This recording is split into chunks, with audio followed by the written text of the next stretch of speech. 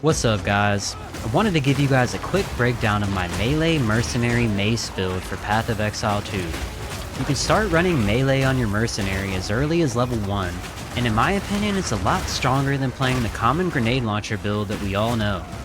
I've tried a lot of different builds and skill sets for my Mercenary, and this build has by far been the most fun and effective. It's super tanky, has a lot of utility, and pretty much one-shots everything. Screenfuls of mobs get cleared out in one big hit, and bosses get absolutely deleted, even in T16.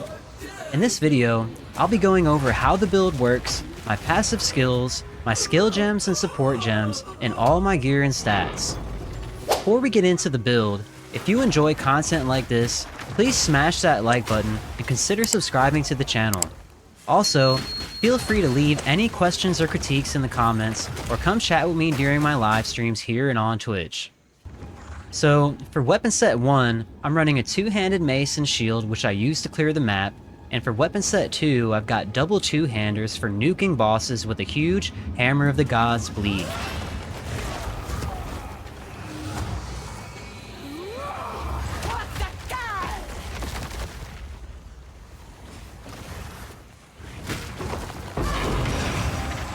The main skills we'll be using are Seismic Cry, Infernal Cry, Stampede, Rolling Slam, Sunder, and Hammer of the Gods. We'll also be running the Herald of Ash Spirit Gem and the Grim Feast Spirit Gem, which may seem weird now, but it'll all make sense by the end of the video. On Stampede, we've got the Overpower support gem, which causes increased stun buildup, and the Devastate support gem, which causes enemy armor to break when they're stunned by this skill. Stampede will be our main skill for clearing maps. You'll want to use Stampede to charge into groups of enemies, which will usually stun them. Then you'll want to use Seismic Cry next to the stunned enemies, which is going to empower your next slam attack to Shockwave, which means it'll hit twice for full damage. Stampede is actually considered a slam, so once you get that empowered Warcry, it's going to make your next Stampede hit like a truck. You can also press Infernal Cry right after you press Seismic Cry, which will empower your next Stampede with explosive fire damage as well. And the Herald of Ash Spirit Gem buff we're running will cause enemies to explode on death, dealing even more fire damage to other nearby monsters. Our next skill, Sunder, is great for clearing out bigger groups, and usually kills everything in one big hit. Sunder is a huge AoE attack that can be empowered by your Warcries just like Stampede, and the best thing about Sunder is that it's a guaranteed critical hit against armor-broken enemies, so if their armor is broken from your Stampede, they'll get hit super hard by Sunder. For support gems on Sunder, you'll definitely want to be running Upheaval, which massively increases both the area and damage of the attack.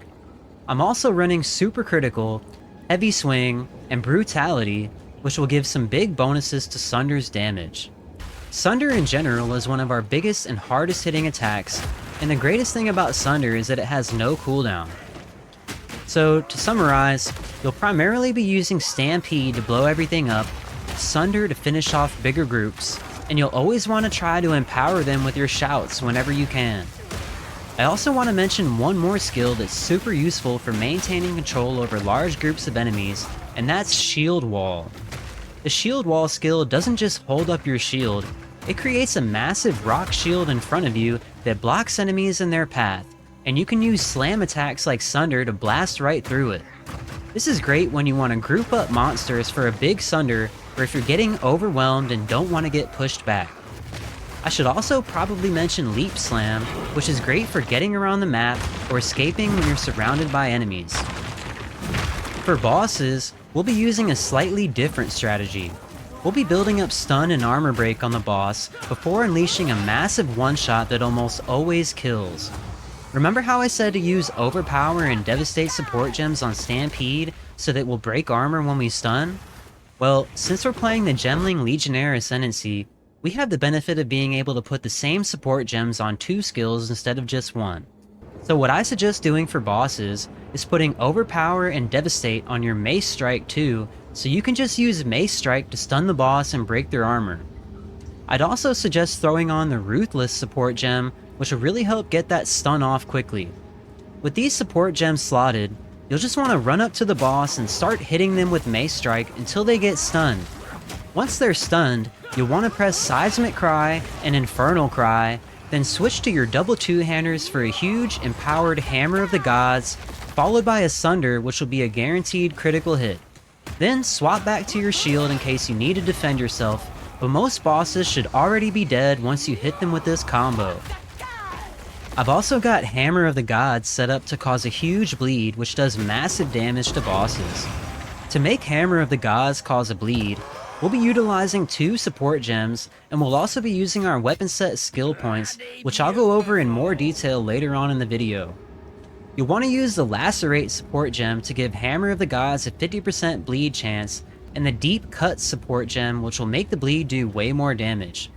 Then you'll just want to use any other support gems you have to boost the physical damage of the attack, since the bleed will scale off of the physical damage.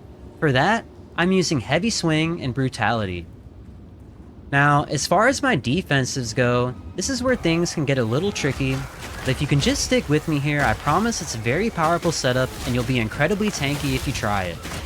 So, instead of stacking armor for physical damage reduction, I'm running the Cloak of Flame, which causes 40 to 50% of all physical damage taken to be converted into fire damage, and I have my fire resistance capped at 90, which reduces 90% of all incoming fire damage. This will result in a flat reduction of about 35 to 40% from all physical damage taken, which, due to the way armor currently works, is honestly a lot better than you'll ever get from stacking armor alone. To go with the Cloak of Flame, I'm also wearing the Inferno class belt, which provides fire resistance and boosts my max fire resistance by 5%. The rest of my 90% max fire resistance comes from passive skills, which we'll go over later on in the video. The one downside to wearing Cloak of Flame is it will have to sacrifice a little bit of strength to meet the intelligence requirement. The good thing is that this intelligence will also let us wear gear with some energy shield on it. I'd suggest gear with armor, energy shield, strength, and whatever resistances you need to go in every other slot. A bit of maximum life doesn't hurt either. Cloak of Flame is going to be where our damage mitigation comes from, and having some energy shield is basically a way for us to increase our maximum life beyond what it would normally be. We won't have a huge energy shield from our gear, but it'll be a decent bonus to add to our total life pool to help protect us from big one-shots. Plus, with the Grim Feast Spirit Gem I mentioned earlier, we'll actually be able to double our active energy shield by collecting orbs from fallen enemies. This boost to our total life pool will be far more valuable than just running armor alone on our gear. You should be able to hit the intelligence requirement for Cloak of Flame with a good ring and a couple passive skill nodes, which we'll go ahead and get into right now. So this is my passive skill tree for my Melee Mercenary. I've got the rest of the intelligence to equip the Cloak of Flame from these little attribute nodes between the passive skills. For the first few skills, I've gone with projectile damage and attack speed, because we actually don't really care about increasing our armor since we have the Cloak of Flame. Then you'll want to work your way over down the left side of the tree to get Giant's Blood as soon as possible. Giant's Blood is what'll let you wield two-handed weapons in one hand. Over here, we'll grab these nodes to increase our max fire resistance, and right over here by Giant's Blood, we can get a few more nodes to increase our max resistances. This node here in particular is how you're going to get up to the 90% cap on fire resistance. You'll need to stack about 120% fire resistance across all your gear to hit that 90% cap with this node. Since we've got a bit of energy shield, I've worked my way over to these 2 circles here, which give nice bonuses to the energy shield and also improve our block chance.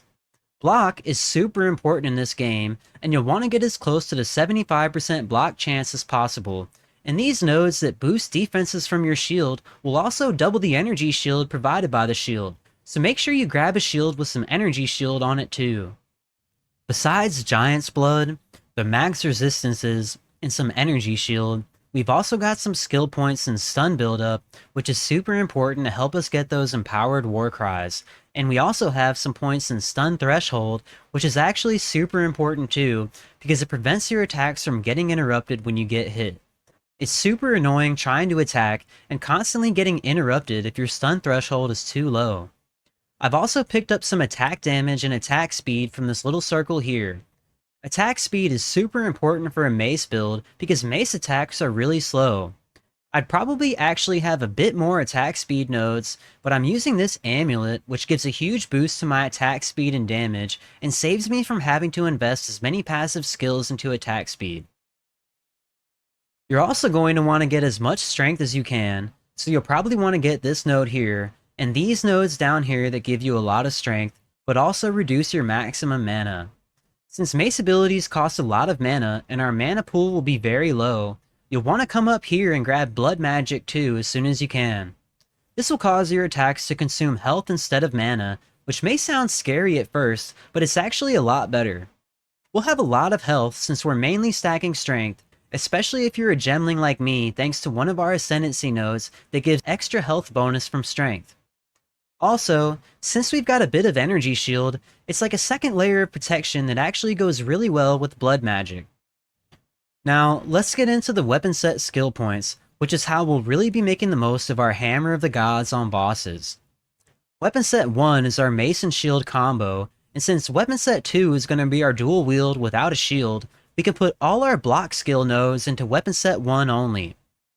These are all the nodes I've got on my weapon set 1 in order to hit that block cap. I also have flashy deflection anointed into my necklace, which brought me up to the 74% block chance when paired with these other skill nodes.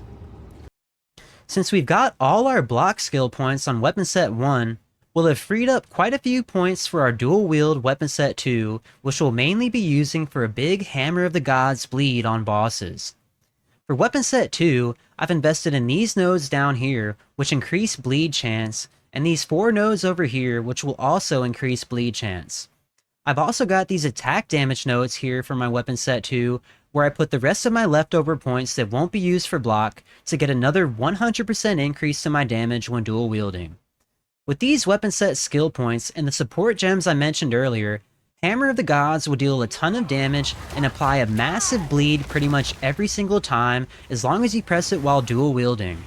Again, to kill bosses, you want to have your shield out at first and just hit them with Mace Strike until they get stunned, then use both of your war cries and swap to dual wield and press Hammer of the Gods and then Sunder. So that pretty much covers everything I've got going so far with this build.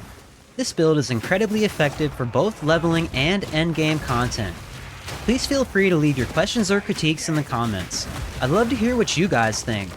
If you enjoyed the video, please leave a like, and don't forget to subscribe for more videos like this. Thanks for watching, and I'll see you guys on the next one.